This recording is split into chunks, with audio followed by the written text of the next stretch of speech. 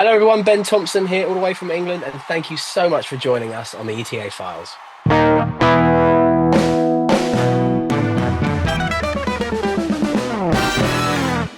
Ladies and gentlemen, thank you so much for joining us this week on ETA Files. Special guest, Ultimate Champion, the one and only Ben Thompson. How you doing, buddy? Hello, how are you, Ryan? You doing all right? I'm doing good, man. I'm going to enjoy this episode. Number one, because it's you. Number two, I love the accent, man. I just I love it. It gets thicker. It gets thicker every time I speak to an American. I feel like I have to enhance it a little bit, just to make it that bit more special. Oh, yeah, and you know what? Some of the worst, the funniest things in the world is an American guy like you do the English. I mean, you do the American accent when you're on stage as Elvis, but man, hearing an American try to have your accent, it always ends up Australian. No, but the thing is, I always get accused of being Australian.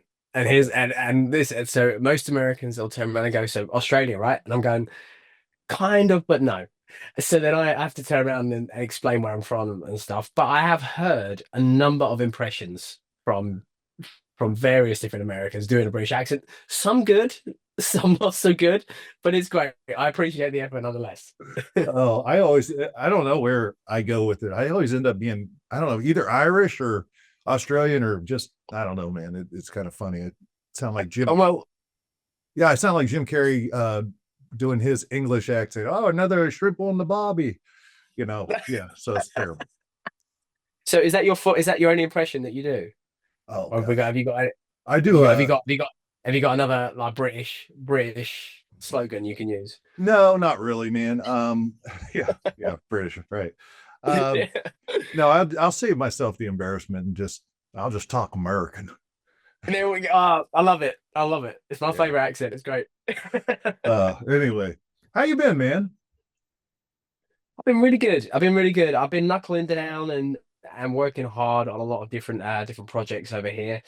Obviously, to and from everywhere, traveling and stuff. So, but I'm experimenting in some different genres a little bit now in music, which we can go into at some point. But yeah, it's been really just balls to the wall and work. Do you say that? Because we say that.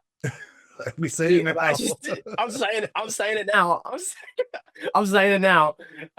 So we just been in a really a development process at the moment with the new show that we have, and also the other concepts that we're coming up with. So it's been really fun. I've been trying to play a bit more golf, trying to work on my handicap, bringing that low. I know you're a golfer. Yeah, yeah. Yeah, been working on that. But yeah, just when I can seeing people and stuff. It's difficult in our industry because if we have a Saturday night off, we're torn between sitting and doing absolutely nothing or going to see a buddy who's performing down the street, right? And it's Yeah. difficult. It's tough to balance it. So, but yeah, nothing bad to report. Just keep going and going. No, I got you, man. Well, listen, I want to get into all this stuff, this new musical stuff. I'm kind of you're intriguing me, but before we do, I want to know because this is the fabulous thing about this podcast. Knowing all the guys, I've known you for quite a while. I'll tell a funny story about that in a second. But man, how did you get? Everyone has a different story of how they got involved in this crazy Elvis world, and you're obviously, you're an ultimate champion. So how did it start? And just through the years, how did it develop to the point where, dude, you're king of the mountain? Well, you know what? Firstly, I love what I do. And through all the years and all the people and the places, I never expected it to come from where I started. So when I started, I was into amateur dramatics. I actually wanted to be a drama teacher growing up. That was what I wanted to be. But right as I was considering that, Elvis hit me.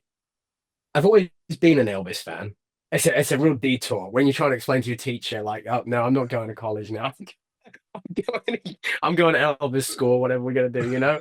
Um, but but my idea was to be a drama teacher, and basically in one of the amateur dramatic performances I'd done, I played the Pharaoh in Joseph and the Technicolor Dreamcoat, and I was about 14, 15 as Amdram, like, but of course, that for me was a great role because it was Elvis, and so I did that, and someone said to me, "Oh wow, like you really have you have more of an I mean for 14 years old, you have more of an Elvisy sound than what that I was expecting." So I was like, you know what, I love Elvis, so this was fun.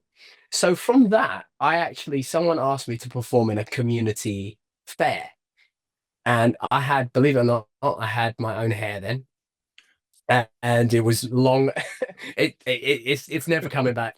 Yeah, um, but I was blonde. So again, which doesn't work with this, but long blonde hair, and basically they said to me, "Can you come and do 3 songs?" I was like, "Great, brilliant, that sounds cool." So I went to a costume store, bought a awful, god awful outfit, but I thought it was so cool. I got some black spray hairspray, sprayed everything black, and at that point I couldn't grow sideburns, so I sprayed them on a little bit of mascara and everything. And the most random thing is the 3 songs I chose were not like 3 mainstream songs. You would expect me to go there and sing Hound Dog, All Shook Up, Suspicious Minds. No, because I was an Elvis fan, it was My Boy, um, American Trilogy, and I did actually do Suspicious Minds. That was the third one. But after that, my mum turned around and said, "That was great, but like, do you think you could have probably done some more number 1 hits, like as opposed to like My Boy and stuff like that?" And she loved it. My mum and dad, when they were like, they were so supportive of me. But I look back at that and I go, yeah, I probably could have made it a little bit easier for people to kind of enjoy the Elvis music, if that makes sense. They got to get past a 14-year-old with sprayed black hair, a $20 jumpsuit, and I'm asking them to listen to My Boy. If this is their first experience of Elvis, then I didn't do a good job, and I'm sorry. So that was how it come about. And I also was in the development of, I was raised in the development of YouTube. So for me, I was going to watch Elvis. I was just typing it in and pop up this video. And then, like, we know how YouTube works. You see another one, you see another one. So for me, that was just coming about. So that was like, that occupied hours and hours of my time every day watching different things. Sometimes I would watch the same thing. The first piece of footage I watched was Elvis at the 68 comeback do it. And I was so blown away because it was the Heartbreak medley. And I was so blown away that he went into Hound Dog and All Shook Up. I was like, this is, and I was telling my mom, I was telling my dad. So for me, it didn't come quite as, I can say I was an Elvis fan, but it didn't come quite as early as what other people may have. It was about 13, 14, I realized I liked singing. And then that part in Joseph and the Technicolor Dreamcoat really tipped me over the edge. So, and that's where I went for it. That's awesome. Did you, so living in the UK, different, I guess, to a degree, as far as like the Elvis community, so to speak, it's very viable over here. You can find it in a lot of places. Not so much maybe whenever I first started. Yep. But what's the Elvis community like over there? Like, when did you connect with that? Well, I mean, to be honest, when you first get into this world, you're just performing because in the local area, in your head, there's like a circle of about 3 miles, and you're performing in these places and stuff. I didn't realize so I started in 2009, but I didn't really realize the Elvis circuit or community until 2011 when I entered European Championships. And I went in there and I was like, oh wow, there's 1,000 people here. There's like 200 Elvises. There's jumpsuits over here. There's movies going on over here. There's other people that speak my language. This is great. So it's a massive light bulb moment when you first go to an event like that, because when you first start, I mean, I certainly didn't know how big it was. And I mean, and to see how it's still growing and still developing is incredible. I think the thing for me is the thing that I've noticed with the UK is that it's so big. Elvis, even if you're not an ETA fan, and as an Elvis fan, he is so popular. Europe as well, and the younger generation are really upkeeping the fan base. So when I first came into the business, yeah, it was like, oh well, I got a gig on Saturday night, and you make 100. I was 15. You make $100, and you go in like, this is amazing. You got 12 people in there clapping, and you think, yeah, you think you're Elvis, at 15. And then when you get to a competition like that, and there's 1,000 people watching, this is a live band. I'm like, it's like explosion. So for me, it was a light bulb moment, January 6th, 2011, because I walked in that room and I went, wow, okay, this is a real thing. Yeah. This isn't just singing. This isn't just, oh yeah, I'm gonna put a jumpsuit on or a jacket on, um, spray my hair. This is okay. So people actually have a livelihood doing this. People actually spend their lives dedicated to this, whether you're a fan or a tribute artist or a musician, promoter. Um, so for me, it was that was the moment. It was a big deal. Yeah, man. Yeah. Is it what did you say? You said $100. Like, I mean, I thought Yeah. I thought you'd say Oh, like 100 so quid or something. yeah, so it is 100 quid, but I'm like, if I put it in bucks, everyone will get what I'm talking about because they're gonna think, what is it? What's a quid? You know. What So is a yeah, quid? I don't know hundred what a quid. quid is. I've heard it. Is it just the same A thing? quid Like, is a pound. A quid is a pound. So it's like Cockney. That's like my accent. So I'm South London, right? So we use all these different words that mean different things, and they mean nothing to the rest of the world. So I have to explain what everything means as I go to people that are who meet me for the first time. And then, I don't use the rhyming slang too much, but we do have abbreviate like quid, it says a pound, or a score is £20, yeah. a bullseye is £50, and it's like, and people go, "What are you talking about?" It's like, don't worry about it, it's fine. People around here get it, it's fine. I heard $100 and I was like, hold on a second here. Something's wrong. Yeah, yeah, Yeah. yeah. uh, yeah.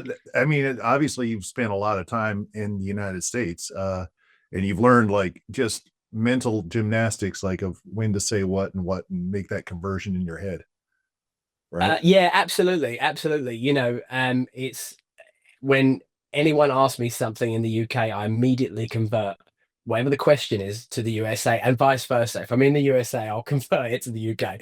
So it's just a case of like, um once you understand how that, as you said, mental gymnastics works, it's Yeah. it's a breeze.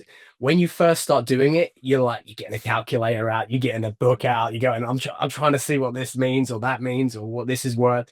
So it does take a bit of time, but I've been lucky enough over the last 12 years to spend so much time over there. It's become like a second home, really. Yeah. Yeah. Awesome, man. So here's a great story about you, Ben. I early on was not able to enter any ultimates. And to be fair, probably when I was in my prime. Um, when You're I was still in your prime. Don't give me that. Don't give me that. Don't give me that. You're still in your prime. hush You're now. still in your prime. Hush now. Well, um, hush now. Hush now. That's my new favorite. I like uh, that one. it sounded appropriate. Yeah. No, so I didn't get a chance. So I was at Legends in Concert at Myrtle Beach, and then I went out on my own and had a tour bus and blah blah blah blah blah. Then the movie The Identical happened and all that. Next thing you know, like I'm in my 40s, and first time I get a chance to go to the Ultimate, and I had entered some contests and whatnot, and I was just getting back into the Elvis world. I'd kind of been in it, but like not really, and just getting back in, and I start learning all these different people and names, and like, oh, there's all this stuff going on in Europe now, and um, and I remember seeing looking up all the guys that were in the Ultimate that year, and that was the year that David Lee won, um, Mhm. and Dwight got second, I got third. You were there, but I Mhm. remember, dude, I remember seeing for the first time this cat from England, and uh looking at your picture, everything. I was like, holy smoke, this guy, if he even can sing a little bit, how is this guy not? I mean, it's striking. I mean, it is striking to look. And then you watch you perform, and then you watch you hear you sing, dude. I mean, it's like the whole package. And I will say this about Thank you. you, you lads from the That's a UK, good one. from not just the UK, but Europe. But I specifically the UK because this is where I see it. You guys have a, I love it too. It's a different approach almost that is more, I mean, exact. You can, I've watched you perform quite a Yep. bit and you can make it your own and whatnot, man. But when you're in a competition, you go out there and I'm like, dude, he's obviously so study. I'm like watching that's the way it is, or I'm watching, the Thank 60th you. comeback or whatever. Um, I mean, is that something that is, do you know what I mean? Like I see that more in Europe than I do in the United States. Do you see that? So I think, I believe, and I really appreciate your kind words, and I think in the UK, I think we have a barrier that we need to push through. So, and being from the UK, we need to lose being from the UK when we're on stage. So to do that in my head, and what I've done, and I can't speak on behalf of anybody else, but I can only say what I've done, is that I really honed in on the finer detail, the smaller, so talking in between, mimicking certain movements, but the stuff that culturally is probably a little different in how the UK, how we would entertain compared to how America entertains. And I think if you could consistently do that, you then eliminate what the UK-ness of me, and I become more of a. Not I'm not saying I'm Elvis, but for the audience, become Elvis in that moment. Um, so I believe I think that's probably what I feel you say, what you're hinting at, and how I would portray that as we just felt like we were at a disadvantage because we're from the UK. So we went over and beyond to make sure that we made up for that. Yeah.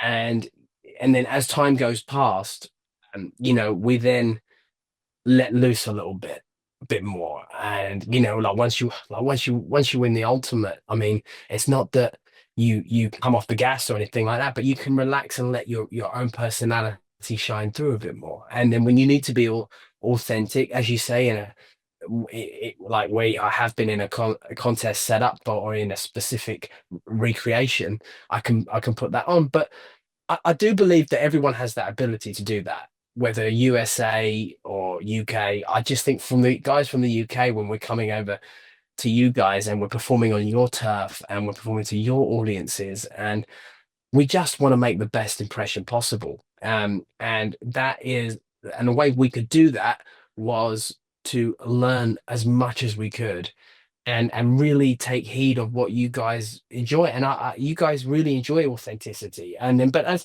time has developed, I mean, the audiences here certainly enjoy authenticity. But as time has gone on, energy has been a big deal in shows and performances now. And there's a very fine line between going just nuts on stage, um, but then having a little, yeah, well, I've done it. Yeah, exactly right, going nuts, and getting lost in moments and stuff like that. But also, Elvis had such an authentic energy about him. He had such a big energy, and he had that energy whether he was stood still or in the middle of poke salad.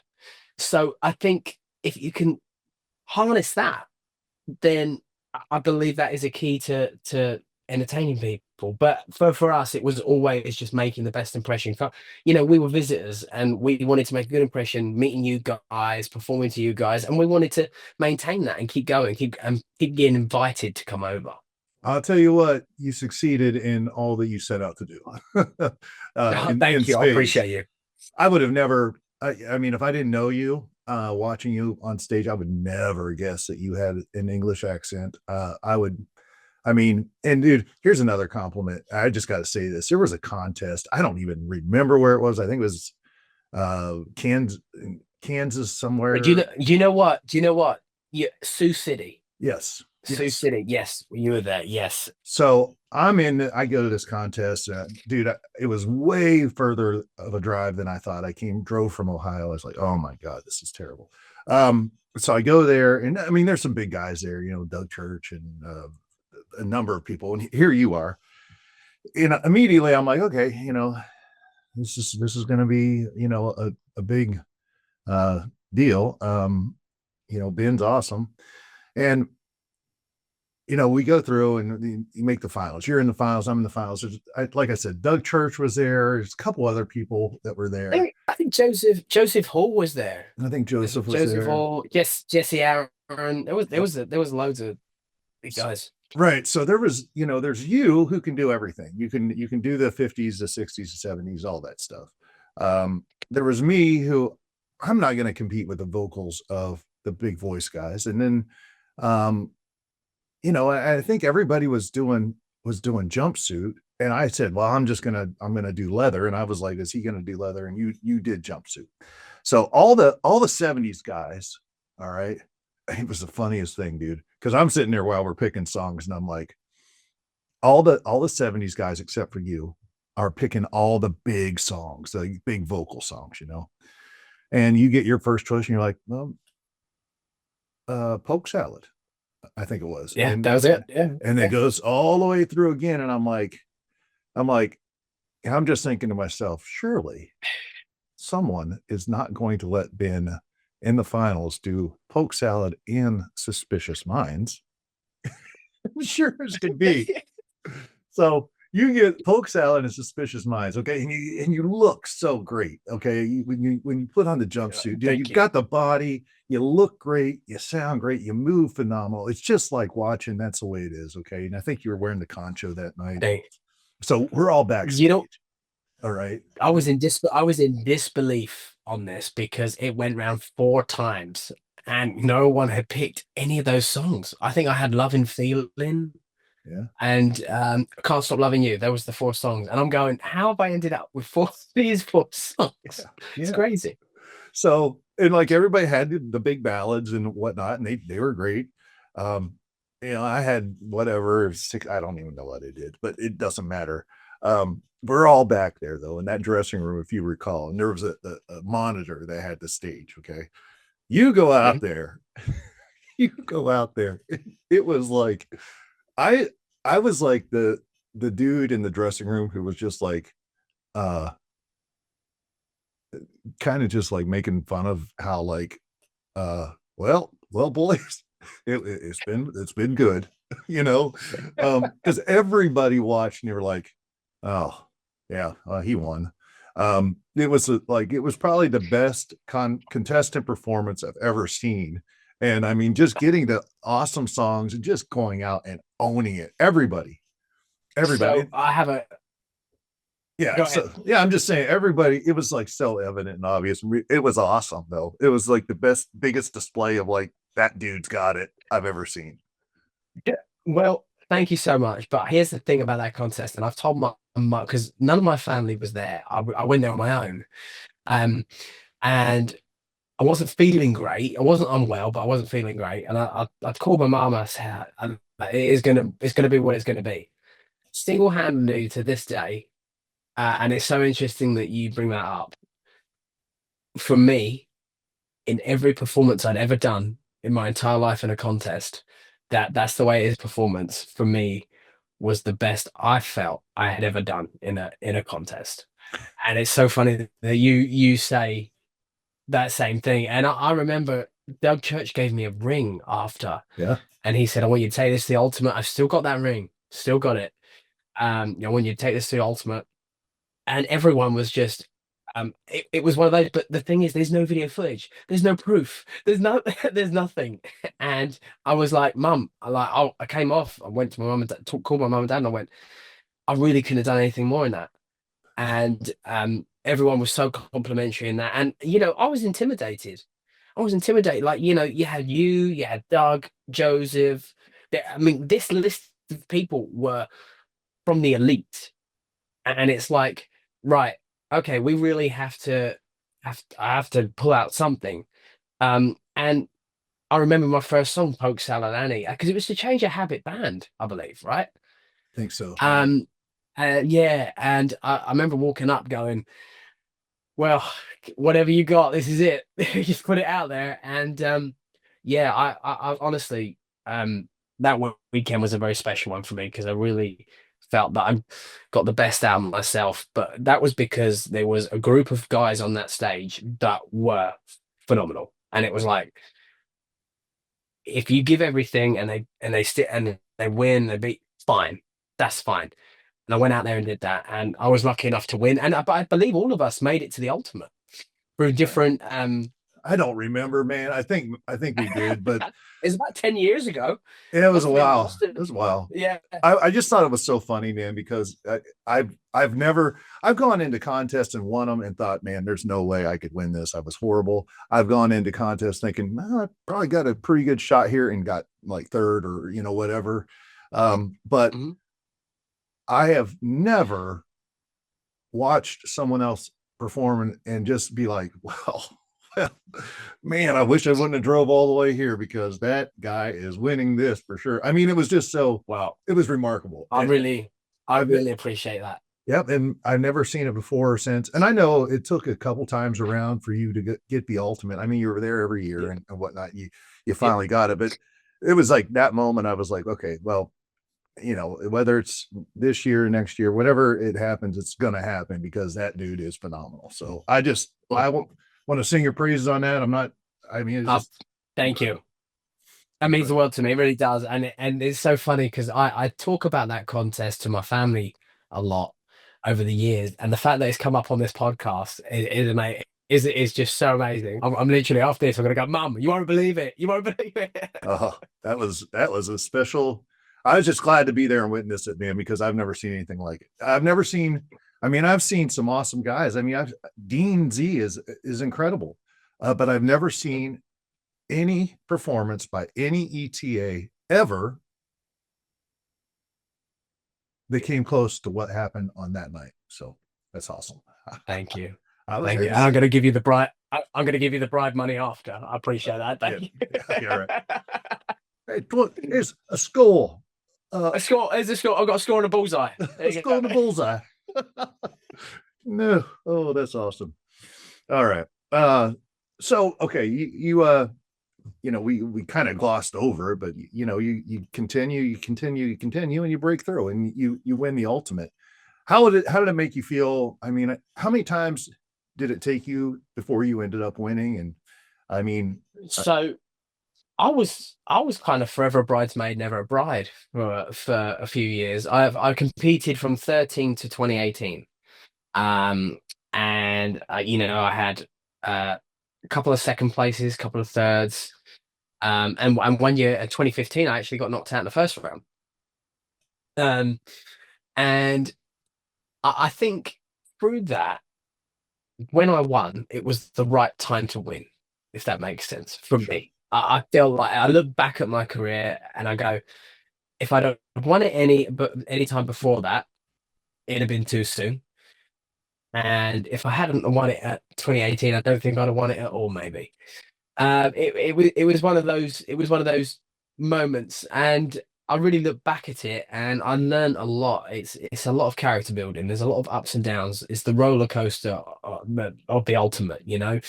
You can be soaring so high one day, and then you go to a contest and you don't get anywhere, and then you're so confused. So it really takes a lot of I believe, a mental strength for all these competitors to really sustain competing because there is psychology involved with it. There is a lot more in depth than just getting up and singing. The sign it's just relentless. And if you want it, you know, uh, to quote it, it's like champions euphoria. Yeah. Like you go and go and go, and you get to that point. And then when I won it, I've got to be honest, I was so happy, I was overwhelmed, but for a little bit, I was a little bit lost because what do I aim for now? Mm.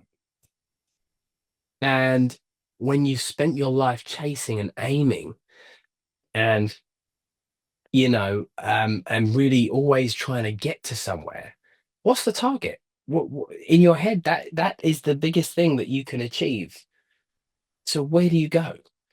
And I don't mind saying it. It took about 6 months for me to work out what my new goal was. I'm not a lot of people may know this. I was a martial artist in another life. I'm a third dan in Aikido Jiu-Jitsu, and the thing is, when you get your black belt, they say in martial arts, that's when you start learning. So I tried to apply that to that essence to that the ultimate. Okay, so what do I need to learn? And eventually, I understood what my new targets and what my new goals were. And that's to have a touring show, to have a recognizable show worldwide, to represent Elvis Presley at the highest possible and continuous amount of time. So it's tough. I don't I think people get lost on the euphoria of the ultimate because it's such a big achievement. But you really do have that time. I've got to be honest.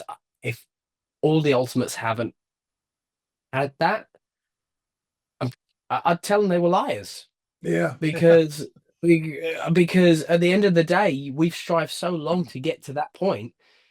What's next? Yeah. So, and I don't think it's a bad thing to, it doesn't mean that you're insatiable. It doesn't. It just means that you've got to the point where you've achieved everything that you thought you could achieve. So now you need to find something else to achieve, and you can use the ultimate to do that. And there is no greater pride or privilege that I have than representing Elvis Presley Enterprises as an ultimate Elvis tribute artist. It is my greatest achievement within my career, and I will not dispute that at all. And I am so thankful to the character building it gave me over the years. I mean, every friend I've made has come through competing, Mm. competing, and jam sessions, and talking backstage in the contestants' room. It, there is so much more to it. Um, and the more and more the ultimate goes on, you're going to see how different people approach it and how different people use it to make their mark on the world. Dean Z's a great example of someone who has really, with his ingenuity, used that title and then gone on and created something else out of it. So, and it's amazing. There are it's great to see Emilio Santoro. He's got his own brand of show here in the UK and is looking to expand constantly. So it's great to see everyone taking their moment and really using it, utilizing it. And it benefits everyone. It benefits Elvis, it benefits the audience, it benefits them. You know, um, it really did. It is the greatest achievement for me. But I was a little bit lost after, and then when I found my feet again, um, you start running, and then you find your way. There you go, man. That's awesome. And I appreciate your honesty with that. I've, like you said, I don't know that everyone would admit it as cleanly No, as I you don't think did, they would either. Yeah. but talking to guys, I can sense it. I Mhm. can sense it. If anybody who's ever, and you know what, you'd be surprised that this is not the case. There's a lot of people in the world who have never accomplished anything. Number one, because they tried and failed and gave up, or two, because they never had a goal in the first place. You know, it's Mhm. rare. It's a rare thing to find people who have those goals. It's even rare for those who accomplish them. But there is a sense of now what, Mhm. you know, and Yeah. talking to other ultimates on this particular program, there's that thing there. Mhm. Um, all Yeah. the way from, I mean, I know some guys that used to really rely on contests to make their income. Mhm. Sort of. They go to Mhm. contests and win them all, and then they win the ultimate, and they're not going to do contests anymore. And next thing you know, it's like, oh, I just I just shot myself in the foot by winning, almost. Yeah, yeah, yeah, totally. I think the key to now that our industry has just blown up, right? It's getting bigger and bigger constantly, and it's so fantastic. I think someone told me failing to prepare is preparing to fail. Yeah, absolutely. So now it's all about looking forward, understanding your course, and whether that's competing or whether that's a touring show, we're all doing the same thing. There's plenty of room for everybody. Yeah, All right. And everyone's got their slight different twist on how they do it. yeah. And I think that's what makes the Elvis world so good and so vibrant is because everyone has a slightly different interpretation. And I think that's key for the fans because they'll watch me for one reason, they'll watch you for another. They'll watch Dean for one reason, they'll watch Emilio for another. We all bring our little sweet spot. Yes, And I think it's really important to acknowledge that. yeah. I think that, and this is my observation. I don't know that it's true, but I feel like uh, Europe, the UK in particular, is it reminds me a little bit more of maybe the Elvis business in the United States back in the early 2000s. Um, Mhm. there was a bigger, it was bigger, there's a bigger synergy around it. And I feel like Europe's going through that now. Do you sense that you travel to both? Do you sense that difference? Yeah, certainly. I would say that since the movie, Europe has come alive with Elvis. It really has, and it's bigger than it's ever been. And I will say this, and I hope it's not taken with disrespect, but it's it's bigger in Europe than it is in the USA. Yeah. It's huge in the USA, but it's huger in Europe. It's getting bigger in Australia. It's just growing rapidly. And I think exactly what you're right. The business in the early 2000s, it was before I was on the scene, but I'm aware everyone says the same thing. That was the sweet spot. Um, but but in Europe, the sweet spot is really now. There is an Elvis show every day in the UK, Hmm. every day. Multiple Elvis shows every day. Um, and we're a tiny island, but it's sustaining all the Elvis fans. I just went to an Elvis festival last weekend. It's the biggest Elvis festival in Europe. There's over 80,000 people in attendance. Wow.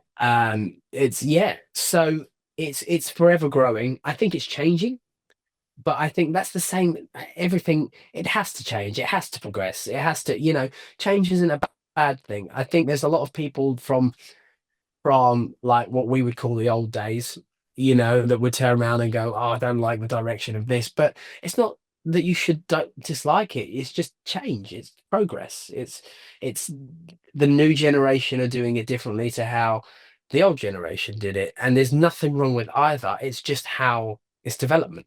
I think change in this particular industry is inevitable, and probably needed.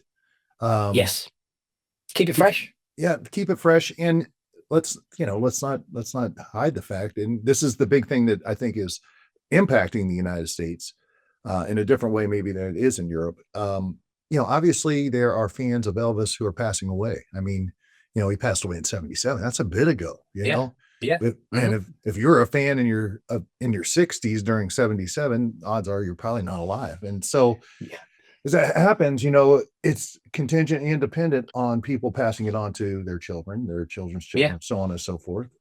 yep. To what degree we've seen that in the United States is one thing, but I think there are other places, especially places Elvis didn't actually perform, like Europe, like Australia. Mhm. Um, Yep. it's a different thing because they didn't never had it in the first place, Exactly. And I think that's the not the missing piece of the puzzle, but the piece of the puzzle that we a lot of people don't acknowledge is that we never had Elvis. Yeah. We never had we desperately wanted him. He never made it here, and all we have are the tribute artists and the memory of Elvis. Right. and where you guys were so lucky and had him, so many people saw him and all the rest of it. That we kind of we that's why I feel like there's such a push in Europe at the moment because we didn't have that. Yeah. So you go through this ultimate thing, you go through your 6 months of searching and just trying to figure out what it all Mhm. means and what's next. It sounds like you found it, and it sounds like you were kind of referencing that when we first started talking about some new projects, some new ideas, some things going on. Why don't you let the people know kind of where you're at? So right now we've established with the I'll go through the Elvis side and then I'll change it up and say what we're doing. So on the Elvis side, we now have a touring show that's fully produced throughout we have 60 dates in the UK next year, which is great. We are coming to the USA. We do have dates in Canada, and we're looking in Latin America as well as Australia. So everything on the Elvis side of things is really being pushed. We've got a new band set up, a new musical arrangements. I've really changed it up as much as I can, especially coming out of COVID as well and stuff. You know, COVID was very difficult and very difficult for everyone. But it was very drawn out here. And it was like 2 years that we had nothing. So coming from that, I've really poured everything into creating a brand new concept for the Elvis show, which is great, and it's called Elvis: The Ultimate Experience. And it's as I say, we've started doing the shows this year, and it's coming alive for next year, so we're excited. But with that, and I've been doing this 16 years now, 16 years. So I'm on, been 19. I did it since I was 3. But but I've now started to look at other genres of music and where I like to go and what I would like to do. So for me, obviously I would love to do Elvis as long as I can and I have no sign of retiring just yet. But I love soul music. Mm. Soul music is a passion of mine. So everything from James Brown to Sam Cooke to the Commitments to Otis Redding, all that kind of stuff. Blues Brothers, even, all the different niches of soul. Mm. So we're creating a soul show at the moment. That is it for me will be what I step into. I love performing. I love watching performers. I love performing. So this isn't a kind of stand and sing kind of show. This is like I'm right there. I'm having fun, and we just see where it goes. It's going to be a full live band. It's going to be male and female vocal lead vocals. The female vocals yet to be decided, but working on it. But it's super exciting for me because I get to sing a whole genre of music that I don't get to portray all the time, and we're starting to book those shows out for next year, and that's super exciting for me. That's awesome, man. Now, I can't do it with a straight face. Oh, uh, I was this close to asking you a funny question. Go no, ask me a funny question. Go for it. I was going to be really like newsy and be like, do you impersonate any other characters, and how good is your Pitbull character? I was going to say something to that effect. Man, with the hat on, you could do Pitbull. Yeah, I get you. I get you. Um, Dude, for a Halloween party or something, you got to go as Pitbull. I, Just white I, suit, sunglasses. I got you. I Halloween, I'll post up a picture. It's around the corner. All right, so we'll do it. Yeah. So yeah, I do. I have done other tributes and stuff. I do a Roy Orbison Yeah. as well, which is great. I find particularly challenging sometimes on a long show run because sustaining his notes and how the technique that he sings is very difficult. So kudos to people like Jesse Aaron who just have a voice of gods that just keeps going and going. It's incredible. Um, so and doing the soul music as well. I have dabbled singing songs from James Brown, Otis Redding, Wilson Pickett, all those kind of vibes. But never really like done it as a tribute, just sung it as myself kind of thing. So but there's a lot there's so much variation there now. There's so many genres. I guess if they I'd love to do Tom Jones. that he's on my list. I would love to do Tom Jones, just to get someone British in there.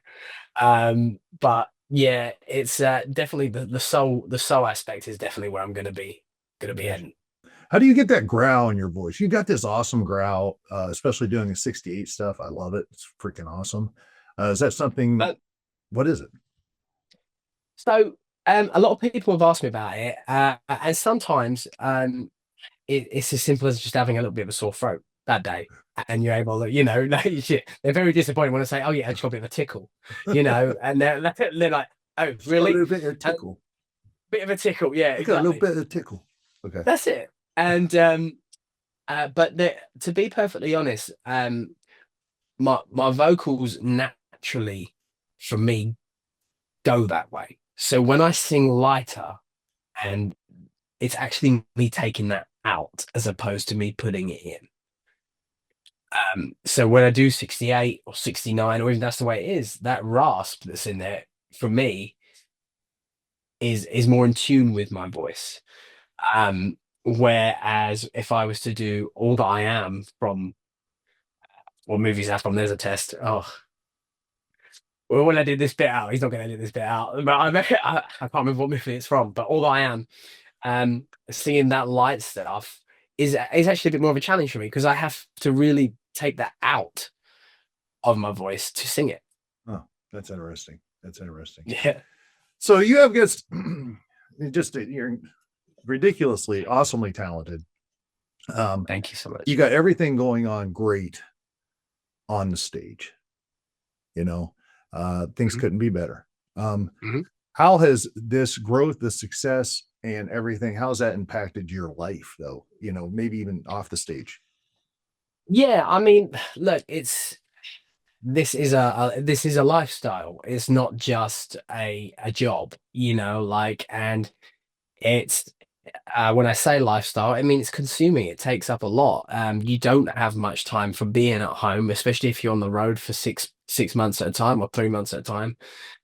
You're constantly catching flights, and when you get home, you're exhausted. So that naturally affects you. It really does. And it affects relationships and stuff like that.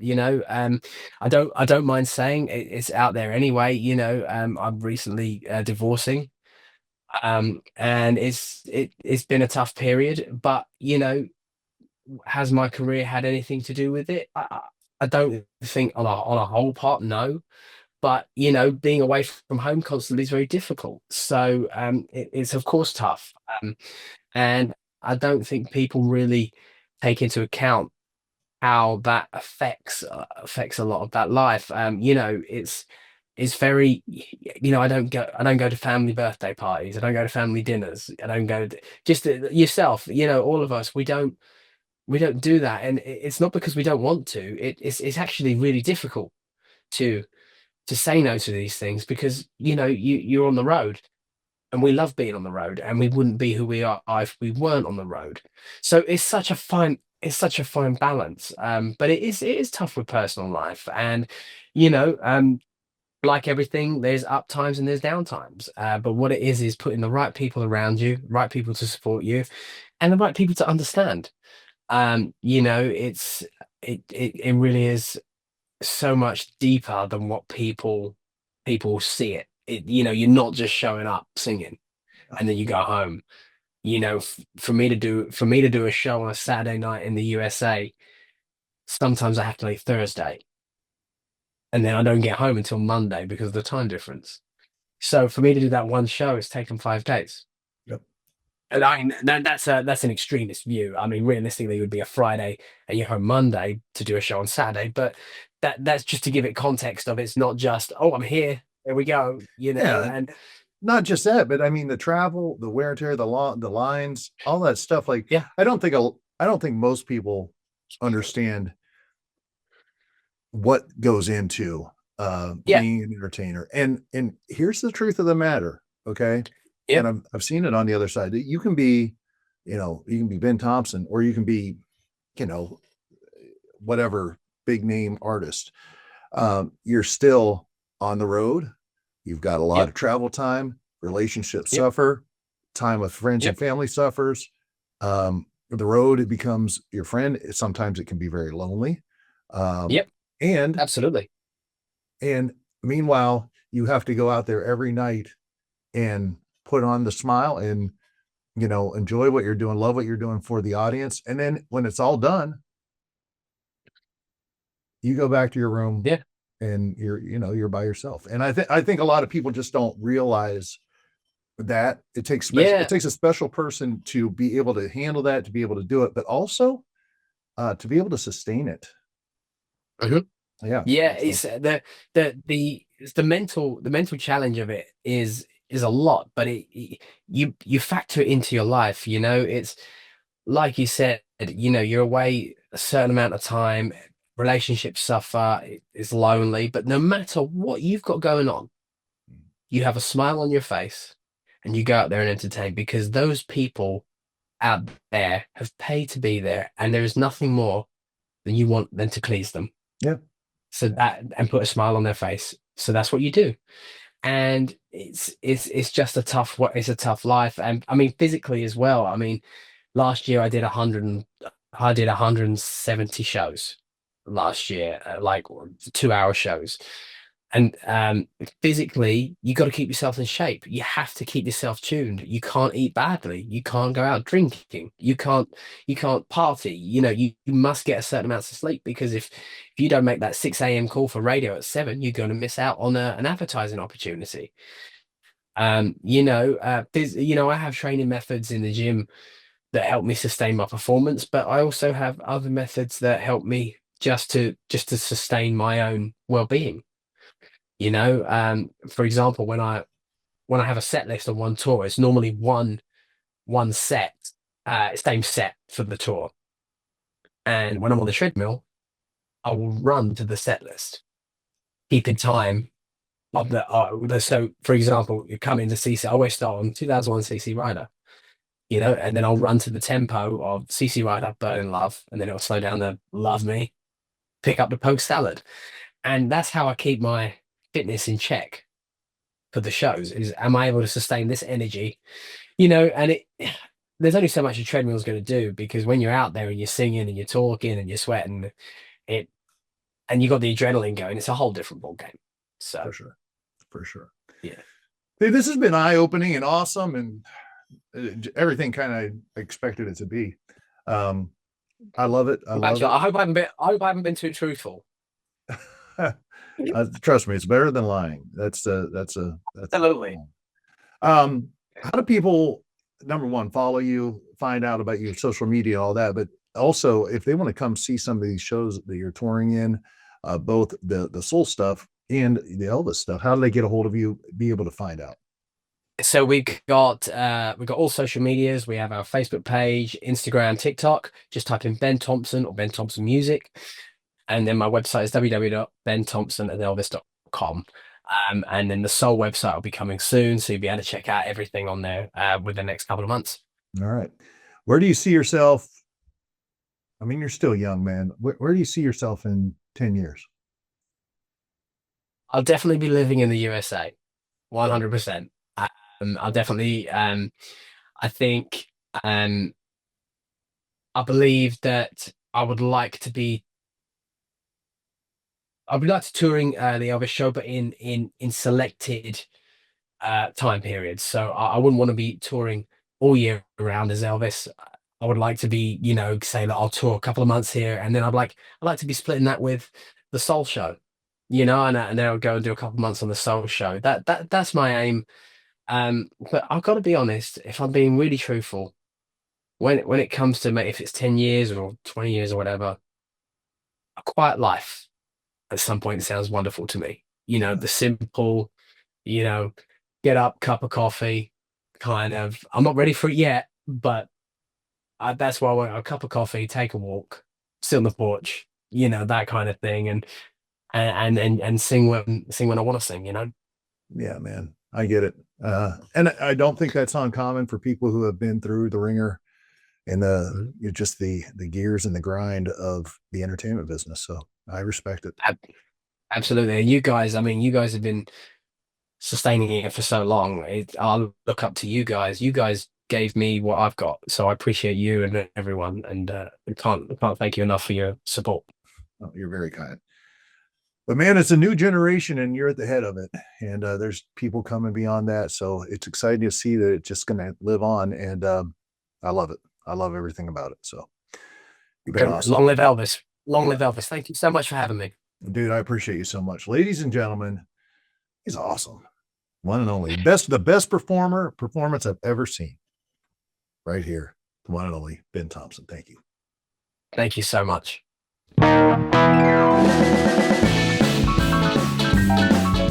Thanks for tuning in this week to the ETA Files. If you enjoyed this episode, please give it a thumbs up and share it with your friends. And as always, be sure to hit that subscribe button and join the ETA Files community. And if you're looking for something a little different, be sure to stop by my podcast, The Ryan Files. Keep rocking, my friends, and I'll see you next week with another story from the Elvis Tribute Artist world. In the meantime, check out these video links below.